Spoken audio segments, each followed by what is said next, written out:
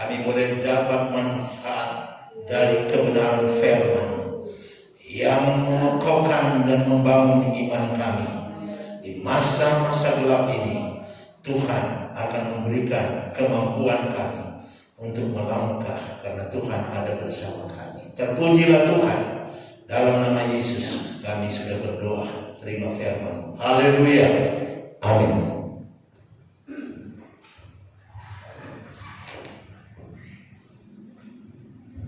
Puji Tuhan, selamat pagi, selamat kita berbakti di dalam kasih anugerah Tuhan. Di mana pagi hari ini kita bersyukur karena Tuhan masih menolong, melindungi, memeliharakan kita di dalam setiap tugas kita setiap hari. Puji Tuhan. Pagi hari ini kita buka Alkitab kita dalam Mazmur 102 ayat yang ke-24 dan 25.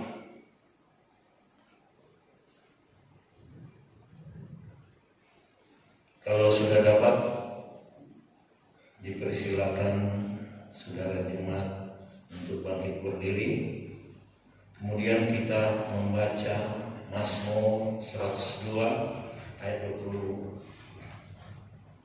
dan 25.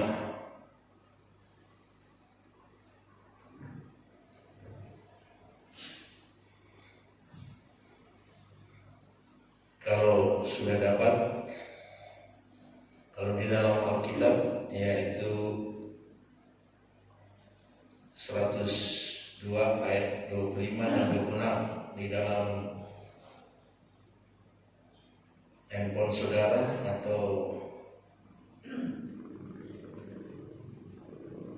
kalau sudah buka, saudara buka di dalam Alkitab elektronik 102 ayat 24 dan 25. Kita sama-sama membaca.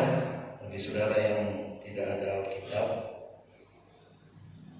kita lihat di monitor depan dengan hitungan 1 sampai 3. 1, 2, 3. Aku berkata, ya Allahku, janganlah mengambil aku pada pertengahan umurku. Tahun-tahunmu tetap turun-temurun.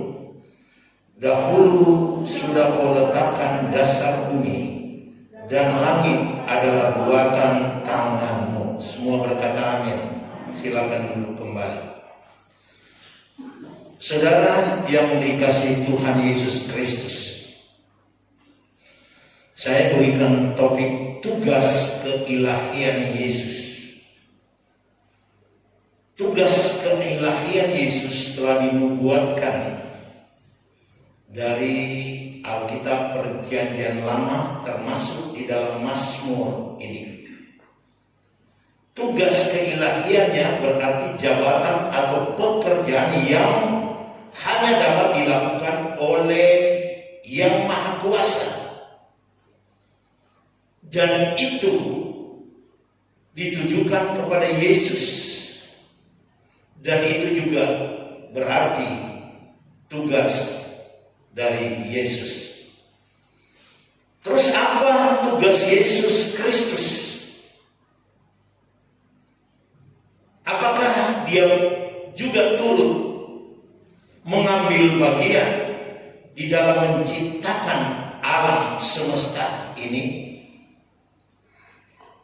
Kalau kita melihat di dalam Ibrani 1 ayat 10, di mana penulis Ibrani ini dia berkata, dan pada mulanya ya Tuhan, ini menunjuk kepada Yesus Kristus, Engkau telah meletakkan dasar bumi dan dasar langit adalah buatan tangan. Dan ini menunjukkan kepada pekerjaan Yesus Kristus, yang artinya Yesus itu mengambil bagian di dalam penciptaan. Lebih jelas kalau saudara membuka di dalam Yohanes 1 ayat 1 sampai 3 yang dikatakan pada mulanya adalah firman. Firman itu bersama dengan Allah dan firman itu adalah Allah. Jadi firman itu adalah Allah. Di ayat yang kedua, ia pada mulanya bersama dengan Allah. Perhatikan, ia pada mulanya bersama dengan Allah. Kemudian ayat yang ketiga, sekali lagi ayat yang ketiga, segala sesuatu dijadikan oleh Dia dan tanpa Dia tidak ada satupun yang telah jadi dari segala yang telah dijadikan.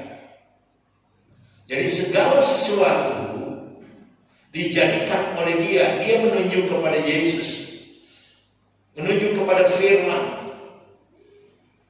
Dan firman itu telah menjadi manusia di dalam ayat yang ke-14.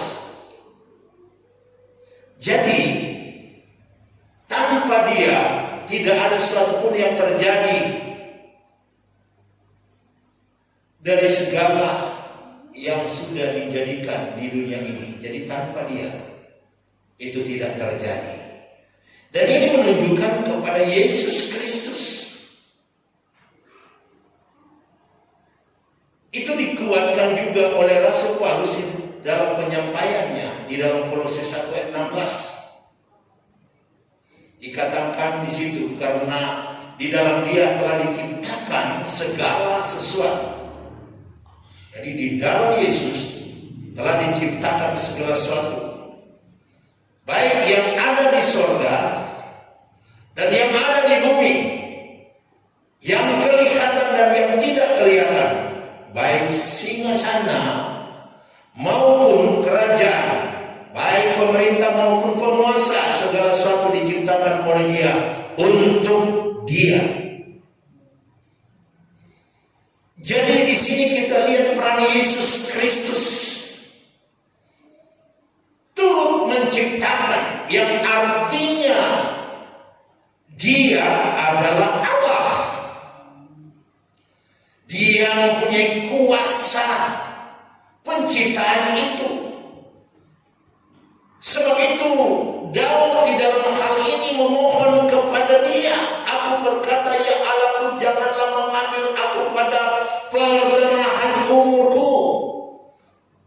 Dan Dia sendiri menyatakan bahwa tahun-tahun Tuhan itu tetap turun-temurun. Artinya tahun-tahun Tuhan tidak berubah, turun-temurun. Kepada Dialah Daud memohon, jangan mengambil aku pada pertengahan umurku.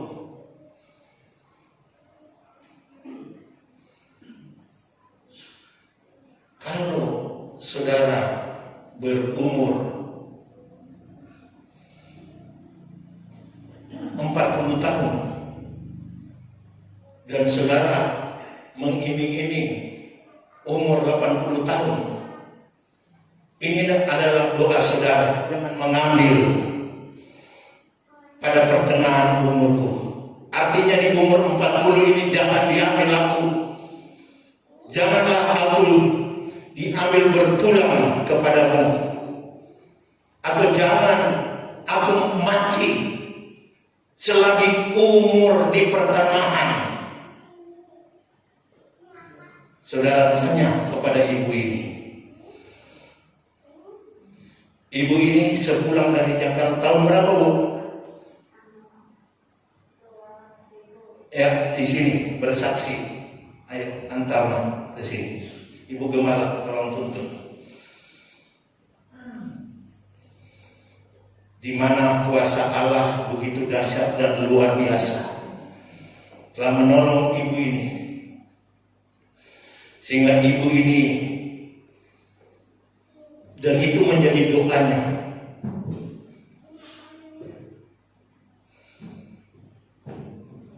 Ya, kasih main satu. Dia mau bersaksi bagaimana pertolongan Tuhan. Kerinduannya, kerinduan keluarga-keluarganya, bahkan kerinduan kita karena diminta untuk didoakan dari gereja ini. Ibu waktu itu kemana?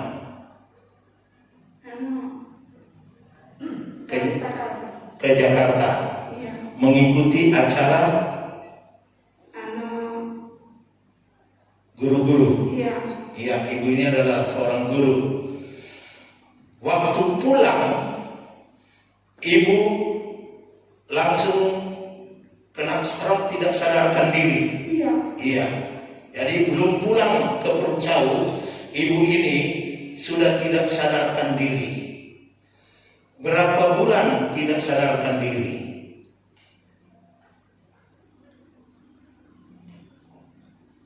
Bisa sebulan? Lebih? Iya. Ya, lebih sebulan.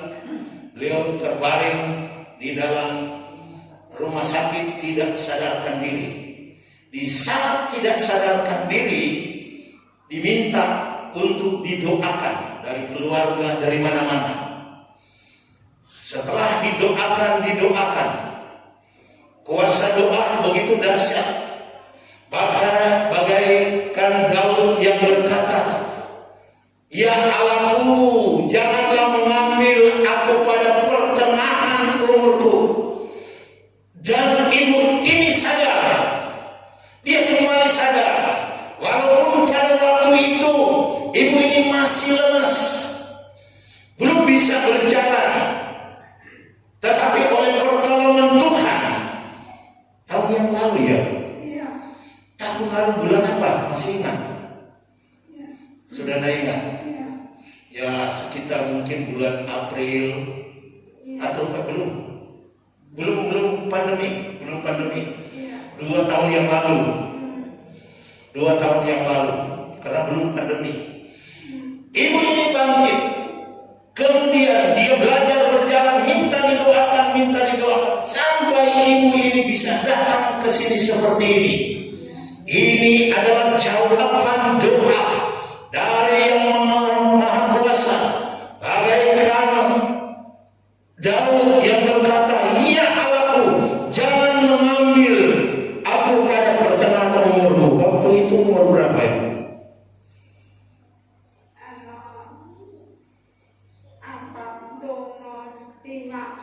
45.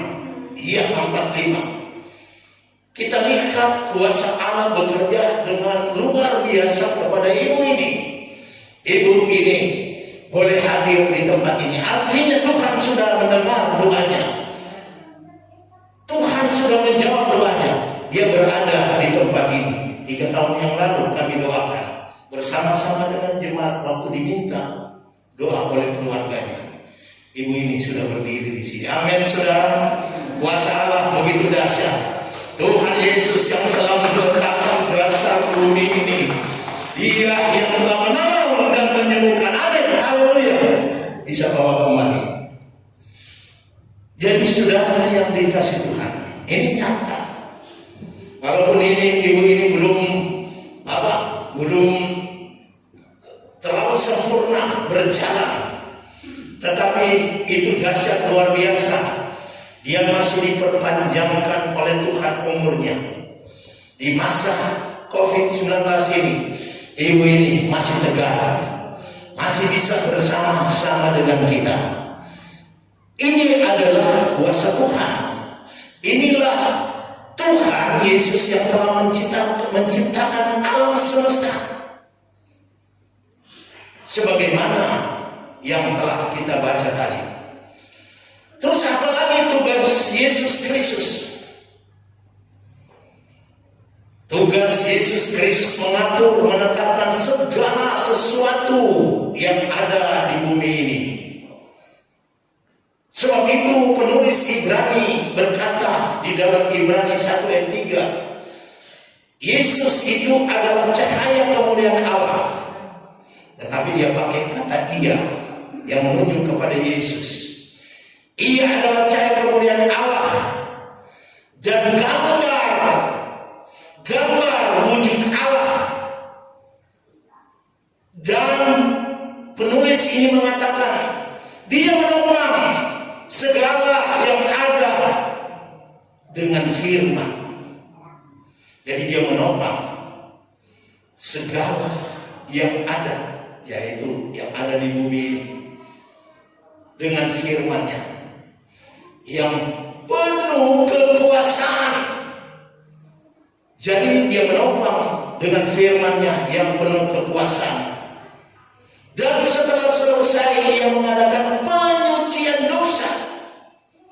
Selesai ia mengadakan penyucian dosa, ia duduk di sebelah kanan Allah yang Maha Besar di tempat yang tinggi.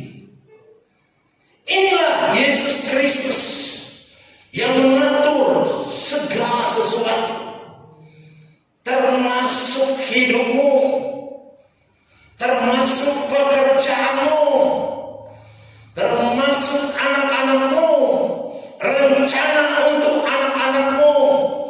Yesus terlibat mengatur mereka. Sebab itu tuntunlah anak-anak kita ke jalannya Tuhan Yesus Kristus, supaya mereka berjalan menurut rencana Allah yang Dia sudah sediakan, yang Dia sudah atur, sehingga kita bisa melihat kemuliaan Allah, pertolongan Allah, penyertaan Allah di dalam kehidupan rumah tanggamu dan keluargamu. Cita-cita, rencana, serahkan kepada Yesus. Dia menopang segala sesuatu tersebut dengan firman-Nya yang penuh kuasa yang dahsyat dan luar biasa. Inilah pekerjaan Yesus yang mengatur dan menetapkan segala sesuatu.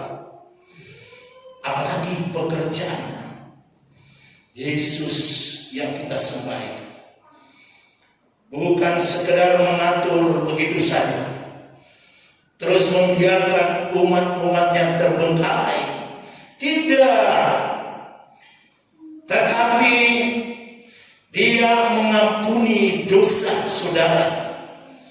Dia tidak biarkan saudara bergelimpangan dosa. Dia mengampuni saudara. Sebab itu di dalam Lukas 7 ayat yang ke-48 ini sangat pendek ayatnya. Waktu itu dia berhadapan dengan perempuan yang berdosa ini.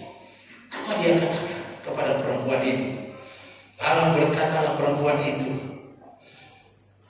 Lalu ia berkata kepada perempuan itu, maksudnya, dosamu telah diampuni. Ada banyak ayat sebenarnya, tapi saya kasih satu ayat ini, di mana Yesus berkata kepada perempuan itu, dosamu telah diampuni. Jadi kita lihat orang-orang yang ada di situ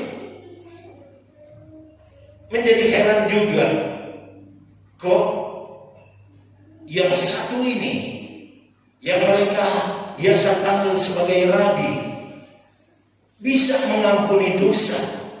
Tapi itulah pekerjaan Yesus Kristus.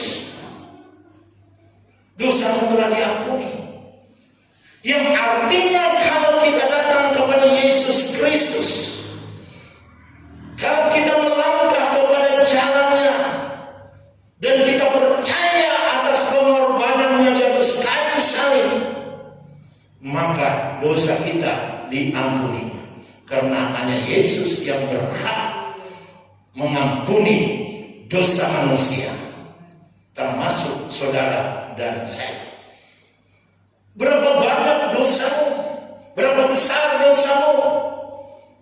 Saudara mungkin berenang atau bergelimang dengan dosa itu. Tetapi kalau saudara datang kepada Yesus, dosamu diampuni oleh Yesus Kristus. Bukankah dahsyat dan luar biasa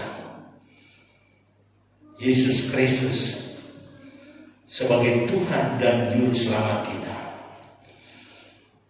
Kemudian yang sangat luar biasa, pekerjaan Yesus itu membangkitkan orang mati. Bukan orang mati yang seperti sekarang ini saja, tetapi orang mati pada akhir zaman dibangkitkannya. Sebab itu Yesus mengatakan sendiri. Dan inilah kehendak Dia, Yohanes 6 ayat yang ke-39. Yang telah mengutus aku, yaitu supaya dari semua yang telah diberikannya kepadaku jangan ada yang hilang, tapi semua yang kubangkitkan pada akhir zaman. Ini Yesus yang mengatakan. Jadi artinya Bapa yang telah mengutus Dia supaya dari semua yang telah diberikannya kepada Yesus jangan ada yang hilang. Siapa yang diberikannya itu? Yaitu saudara dan saya. Itu jemaat Tuhan. Karena kepala itu adalah Yesus dan kita ini adalah tubuhnya. Kita satu anggota dengan Yesus. Satu tubuh yang dimana Yesus sebagai kepala dan gereja sebagai tubuhnya. Semua yang telah diberikan Tuhan Allah atau Bapa kepadaku, jangan ada yang hilang, tapi semuanya Kau bangkitkan pada akhir zaman. Kebangkitan akhir zaman ini yang sangat penting bagi kita semua, sehingga kehidupan kita memiliki harapan untuk kehidupan yang masa yang akan datang. Jadi semua yang telah meninggal di dunia ini, termasuk yang meninggal di era COVID-19 ini, kalau dia adalah milik Kristus, kalau dia adalah kepunyaan Kristus, dia akan dibangkitkan pada akhir zaman. Di mana orang percaya yang dibangkitkan itu, orang yang beriman dibangkitkan itu, dia akan mewarisi kerajaan surga. Untuk apa kita mengiringi dia kalau tidak ada kebangkitan? Untuk apa kita percaya kepada Yesus kalau tidak ada kebangkitan? Hidup kita hanya seperti uang yang hilang begitu saja. Tetapi ini jelas, Yesus sendiri yang mengatakan. Jadi Bapa mengutus Yesus. Dari semua yang diberikan kepada Yesus itu, jangan ada yang hilang, tapi semuanya itu akan dibangkitkan pada akhir zaman. Inilah kesukaan kita di dalam mengiringi Tuhan. Benar, apa yang dikatakan oleh Yesus tersebut kita dibangkitkan. Itu dikuatkan juga di dalam Yohanes 6 ayat 54. Kalau saudara baca,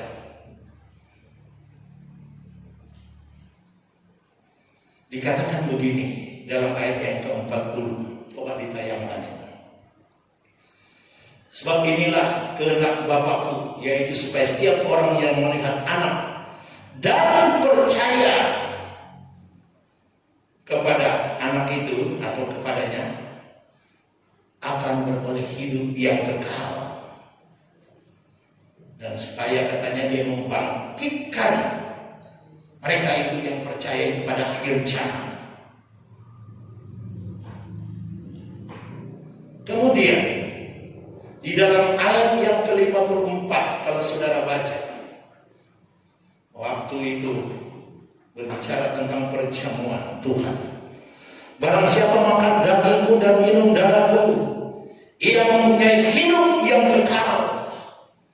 Jadi barang siapa makan dagingku dan minum darahku, dia memiliki hidup yang kekal.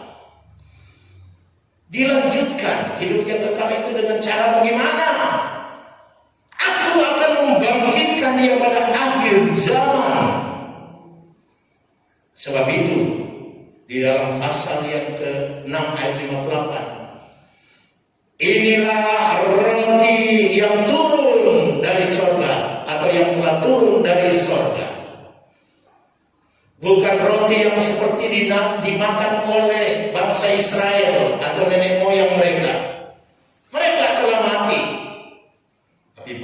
siapa makan roti ini, ia akan hidup selama-lamanya.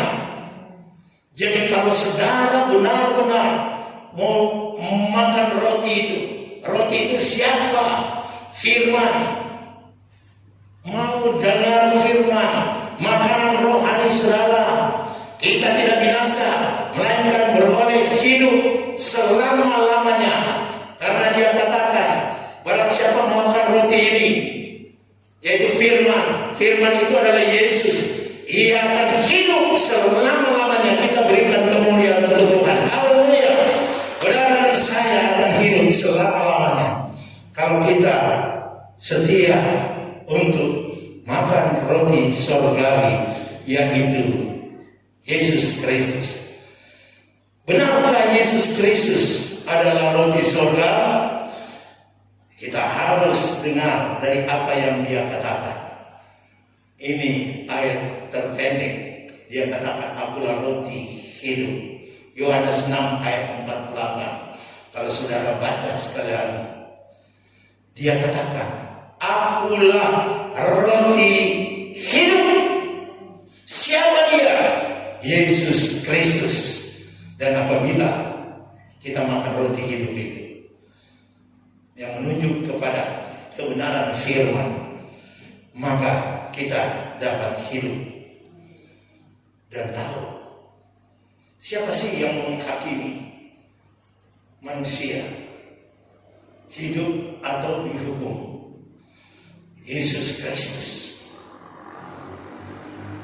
Sebab itu Paulus menjelaskan kepada Timotius di dalam 2 Timotius 4 ayat 1. Sekali lagi 2 Timotius 4 ayat 1. Dijelaskan, Paulus menulis di hadapan Allah dan Kristus Yesus yang akan menghakimi orang yang hidup dan yang mati. Tapi itu dia katakan, aku berpesan dengan sungguh-sungguh kepadamu demi pernyataannya, demi kerajaannya. Jadi Yesus itu akan menghakimi orang yang hidup dan yang mati. Ini jelas sekali, Yesus memiliki kuasa termasuk menghakimi. Sebab itu juga dikatakan di dalam Yohanes 5 ayat 22 sampai 23. Bapa tidak menghakimi siapapun, melainkan telah menyerahkan penghakiman itu seluruhnya kepada Anak. Ini Yesus Kristus yang mengatakan. Jadi Bapa tidak menghakimi siapapun, tapi penghakiman itu telah diserahkannya seluruhnya kepada Anak, yaitu kepada Yesus Kristus. Maksudnya, katanya di dalam ayat yang 23, supaya semua orang yang menghormati Yesus atau menghormati Anak, dikatakan situ, sama dengan menghormati Bapa. Dan dikatakan barang siapa tidak menghormati Anak, ia juga tidak menghormati Bapa yang mengutus dia. Jadi kita melihat di sini keabsahan dan kuasa penebusan dan penghakiman dan pembangkitan orang-orang percaya yang masih hidup dan yang sudah mati kemudian dihakimi, itu nyata dan benar. Sebab itu di tengah-tengah kehidupan kita, mari kita datang kepada Yesus, terlebih di masa-masa COVID-19 ini yang merajalela, yang bisa merenggut nyawa saudara dan saya. Kita datang kepada Tuhan, kita memohon kepada Tuhan yang pemberi hidup itu, yang maha kuasa, yang telah meletakkan dasar bumi ini, yang telah menciptakan alam semesta. Sebab hanya Dia yang memberikan hidup itu. Sebab itu Dia katakan sendiri dalam Yohanes 10 ayat 28, dan aku memberikan hidup kekal kekal kepada mereka, dan mereka pasti tidak akan binasa untuk selama-lamanya. Dan dikatakan selanjutnya, dan seorang pun tidak merebut mereka dari tanganku. Camkan ini, keselamatan yang telah diberikan Tuhan kepada saudara dan saya. Di dalam Yesus Kristus tidak ada seorang pun yang dapat merebut hal tersebut. Juga dikatakan dalam Yohanes 17 ayat 2 di situ, semua seperti engkau telah memberikan kepada, sama maksudnya, sama seperti engkau telah memberikan kepadanya kuasa atas segala yang hidup, demikian pula ia akan memberikan hidup yang kekal kepada siapa? Kepada siapa? Semua orang yang Bapa telah berikan kepadanya. Sebab itu, kita sebagai umat Tuhan, di hari-hari terakhir ini, mari kita berserah diri kepadanya lebih sungguh-sungguh. Ketaatan kita lebih nyata dan lebih mulia dilihat dari Maha Tinggi. Sehingga dengan demikian, apa yang telah kita ikuti di dalam firman ini benar-benar menjadi milik kita bersama, yaitu kita akan hidup kekal selama-lamanya. Tuhan Yesus memberkati kita. Amin. Kita tunduk kepala dan kita berdoa. Bapa di surga, Bapa yang kami kenal di dalam nama